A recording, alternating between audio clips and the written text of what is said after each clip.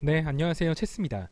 일전에 재무제표 1탄 교육, BPS, EPS, PER에 대한 기본 교육을 해드렸다면 오늘은 살짝 심화된 내용, 유보율하고 부채 비율에 대해서 교육을 해드릴 겁니다.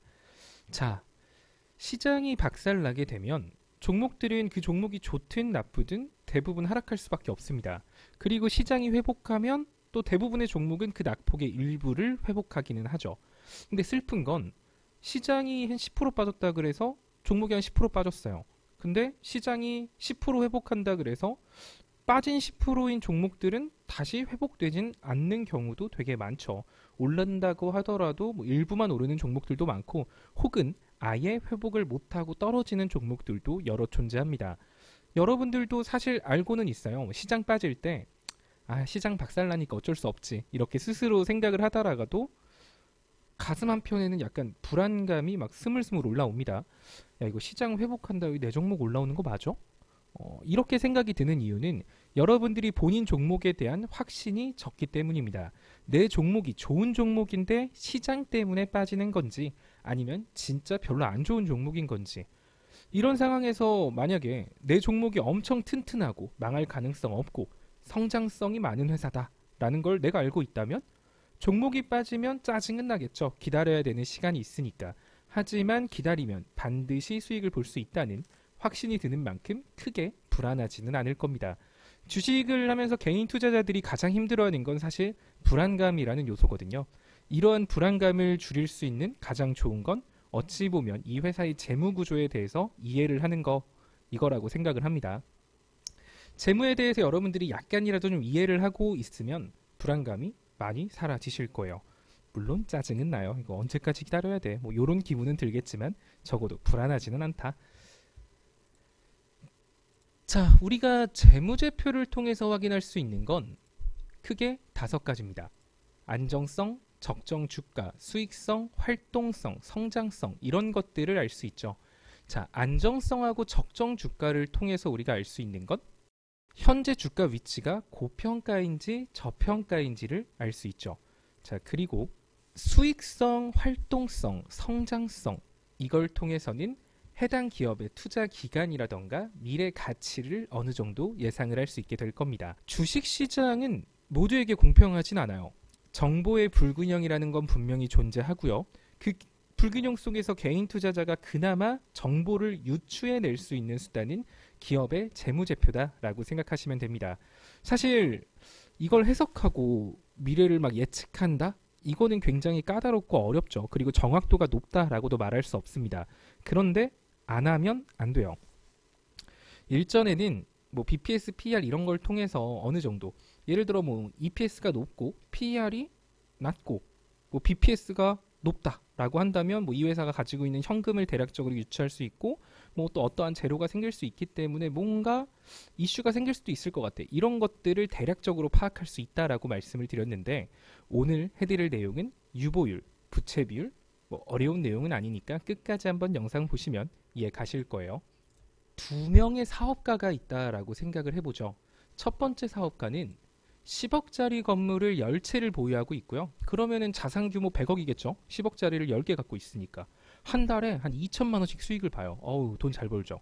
근데 통장에 돈 하나도 없고요. 빚이 300억이야. 뭐 한 달에 버는 족족 이자로 나간다. 뭐 이렇게 생각하시면 되겠네요. 자, 두 번째 사업가 같은 경우는 10억짜리 건물을 한 개밖에 없어. 그럼 이 사람의 자산 규모 정도는 10억이겠지만 한 달에 근데 또 200만 원씩 까먹네. 근데 이분은 빚은 하나도 없어요. 현금이 한 300억 있는 사람이네. 둘 중 누군가와 동업을 해야 한다라고 한다면 누구랑 하는 게 맞을까? 물론 첫 번째 사람이 돈은 잘 벌지만 뭐 빚쟁이에요. 빚이 엄청나게 많아. 두 번째 사람은 지금 당장은 돈을 잘 못 벌긴 하지만 가지고 있는 현금이 많기 때문에 여러 가지 사업들을 해볼 수 있겠죠. 만약에 동업한다라고 하면 이왕이면 좀 돈 많은 사람하고 동업하는 게 맞지 않을까? 뭐 이렇게 생각이 드실 텐데, 자, 회사가 가지고 있는 유동현금이 얼마인지, 부채가 얼만큼인지, 이런 걸 통해서 우리가 알 수 있는 건 회사의 안정성을 알 수 있습니다. 아무래도 회사에 돈 많고 빚 적으면 안전한 회사구나 라는 걸 알 수 있으니까요. 회사의 안전성을 파악할 수 있는 건 유보율과 부채 비율입니다. 그래서 오늘 교육이 중요한 거예요. 자, 일단 유보율하고 부채 비율이 뭔지 한번 좀 봐보죠. 일단 영업 활동에서 생긴 이익이 이익 잉여금 자본거래 읽기도 싫어 막. 부채 비율은 기업의 재무 구조, 특히 타인 자본의 의존도를 나타내는 대표적인 그냥 보고도 뭔 말인지 모르겠어. 저도 사실 이렇게까지 이해하고 싶지 않아. 자, 짜증납니다. 읽기도 싫어. 자, 쉽게 한번 해보죠.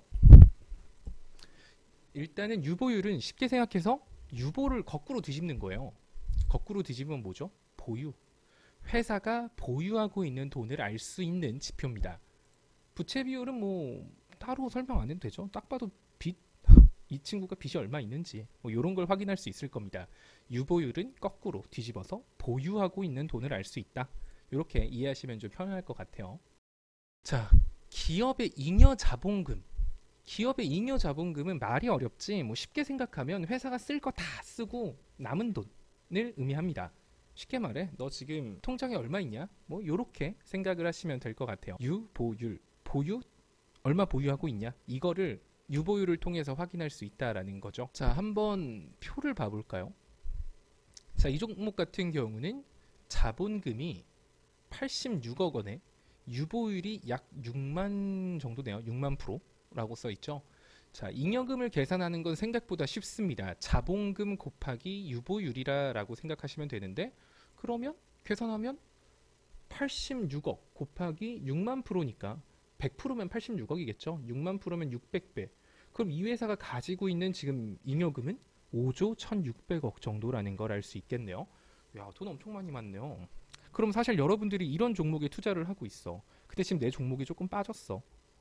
그런다고 걱정이 될까요? 이거 걱정할 시간에 여러분들이 오늘 저녁 메뉴를 걱정한다던가 이번 주 주말에 뭘 해야 될지 이걸 걱정하는 게 더 낫겠죠. 그렇게 불안해할 필요가 없다라는 겁니다. 회사가 돈도 잘 벌고 가지고 있는 현금도 많다라는 거니까 어떠한 이슈가 생겨도 충분히 생길 수 있는 종목이라는 걸 알 수 있을 겁니다. 자, 그럼 이런 종목 한번 봐보죠.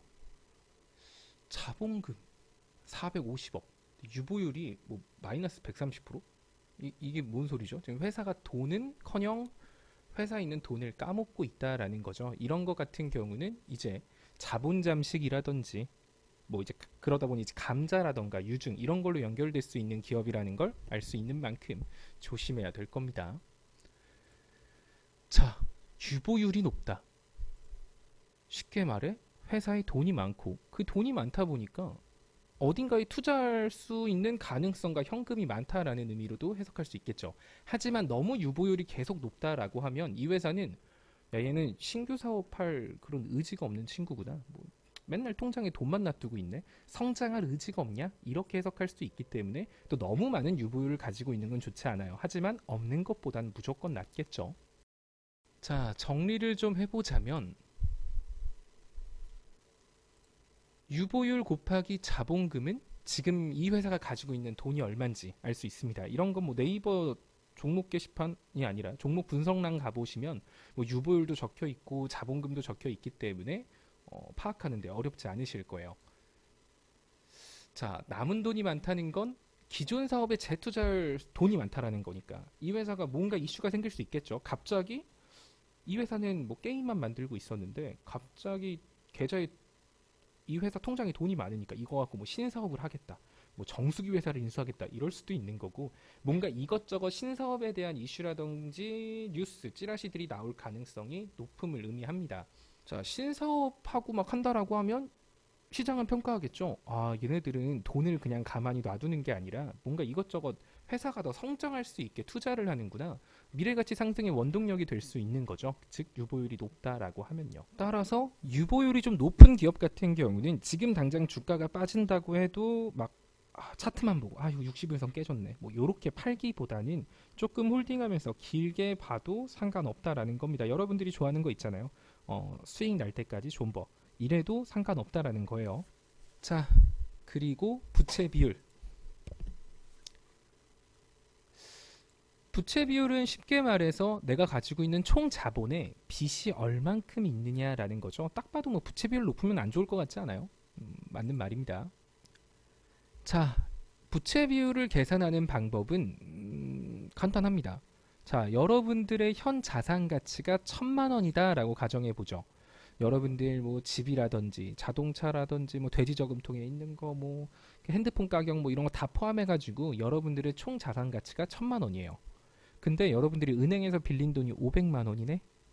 그럼 여러분의 실질적인 순수 전 재산은 얼마일까요? 총 내게 1,000만 원어치 있는데 은행빚이 500만 원이니까 뭐 간단하겠죠? 일단 계산을 해보면 1,000만 원에 은행에서 빌린 돈 500만 원. 그러면 이걸 빼면 내 전 재산은 총 자산 가치 1,000만 원에서 은행빚 뺀 500만 원. 자, 그럼 이런 건 부채 비율이 100%다라고 표현을 합니다. 어떻게 보면은 내 전 재산에서 은행빚을 제외한 거 가지고 퍼센트를 잡기 때문에 부채 비율이 뭐 높든 말든 상관이 없어 보이긴 하죠. 당장에는. 문제는 부채 비율이 높은 기업이 본인의 전 재산, 자산 가치 혹은 적자가 나기 시작했을 때가 문제인데 이게 무슨 말이냐? 자, 총 자산이 4천만 원인 사람이 있습니다. 은행빚이 3천만 원이네, 이 중에. 그러면 이 사람의 전 재산은 얼마일까요? 1,000만 원이죠. 은행빚은 3천만 원이니까 부채 비율은 300%가 될 거예요. 근데 여기서 회사가 적자가 난다던가 내가 가지고 있는 집값이 떨어졌어. 혹은 자동차가 감가상각을 많이 먹어가지고 뭐 똥차가 된 거예요. 막 이 자동차가 막 화재가 발생한다 그래가지고 중고차로도 안 팔려. 막 감가가 50% 맞았네. 그래서 총 자산 가치가 3,200만 원이 됐습니다. 그러면 이제는 내 전 재산은 총 자산 빼기 은행빚이니까 200만 원일 거고 그럼 부채 비율은 무려 1,500%가 되는 겁니다. 와, 부채 비율이 1,500%? 거의 빛의 늪에 빠지고 있는 거죠. 즉 부채 비율이 높아진다라는 의미는 회사가 역성장을 하고 있을 가능성이 더럽게 높다라는 거죠. 그러다 보면 어떻게 될까요? 이제 주주들 찾아갑니다. 아, 주주님들 우리 회사 힘든 거 아시죠? 그 유상증자 좀 해가지고 빚 좀 갚을게요. 뭐 요런 양아치 같은 유상증자가 나올 수 있다라는 거죠. 즉 부채 비율이 매년 꾸준히 올라가고 있는 회사다. 이런 회사는 갑작스러운 유상증자를 하면서 주주들한테 돈을 뜯어낼 수 있다라는 거. 이런 거 인지하셔야 됩니다. 자, 부채 비율이 낮다라는 건 회사가 적자여도 일단 큰 문제는 없다라는 걸 의미합니다. 부채 비율은 당연히 낮을수록 좋다라는 건데 또 그런 거 있잖아요. 또 너무 내 돈만 갖고 하는 것보다 어느 정도 은행빚 껴가지고 하는 게 쉽게 예를 들면 내 돈이 3억이 있어요. 하고 3억을 가지고 3억 원짜리 부동산을 하나 사. 이것보다는 1억 5천짜리로 해고 전세 껴갖고 집 2채 사는 게 훨씬 나은 그런 거처럼 어느 정도 은행빚은 끼는 게 좋습니다. 그래서 적정 기업의 부채 비율 같은 경우는 한 200%, 한 150%에서 한 200% 정도의 기업이 좋다라고 생각하시면 될 것 같아요. 그러면 요런 거를 보면 어떤 기분이 드시나요? 이제 오늘 교육을 보고 요런 종목을 본 거야. 내가 이제 물려가지고 존버해야지 뭐 시장 풀리면 내 종목도 올라갈 거야. 이런 생각으로 딱 존버를 하는데 오늘 배운 교육을 보고 딱 봤어.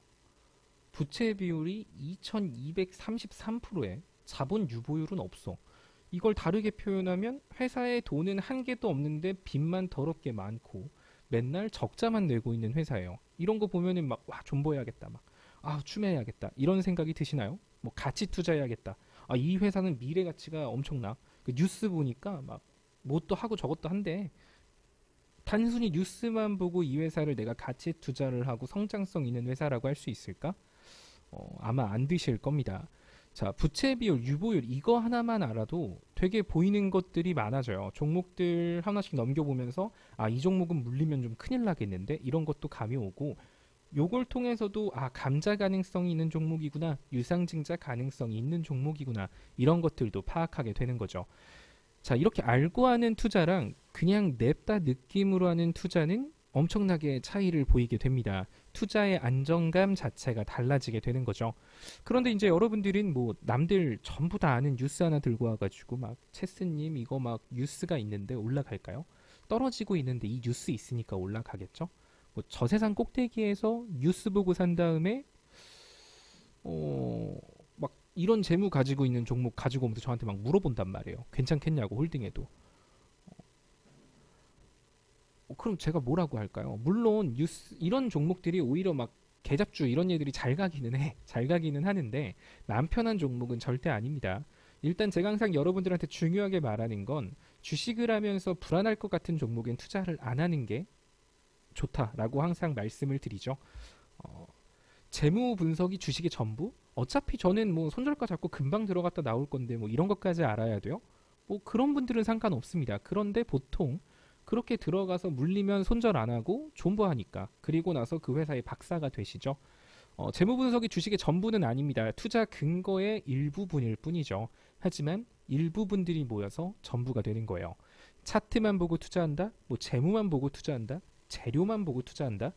이렇게 하나에만 중점을 두는 투자는 몇 번은 성공할 수 있어요. 몇 번은 성공할 수 있는데 길게 봤을 때 반드시 한 번은 크게 넘어질 수 있습니다. 주식이라는 투자는 느리게 가도 사실 상관없어요. 뭐 몇 년이 걸리든 어때요? 앞으로 여러분들 수십 년은 주식하실 텐데 목적지까지 안전하게 꾸준히만 가면 되는 겁니다. 뭐 사실 뭐 제가 뭐 엄청 성공한 사람이 아니라서 뭐 누굴 성공하게 만들겠다 이런 말씀은 못 드립니다. 저도 계속 공부하고 있고 여러분들하고 똑같은 한 명의 투자자일 뿐이니까요. 근데 적어도 제가 걸어봤던 길, 위험했다라고 생각하는 길들은 여러분들이 안 걸을 수 있게끔 제가 이렇게 교육을 해드리는 거니까 하나씩 배워가면서 하시면 주식 재밌습니다. 단순히 순간의 수익에만 되게 연연했던 투자가 되게 안정적으로 바뀌게 되는 거죠.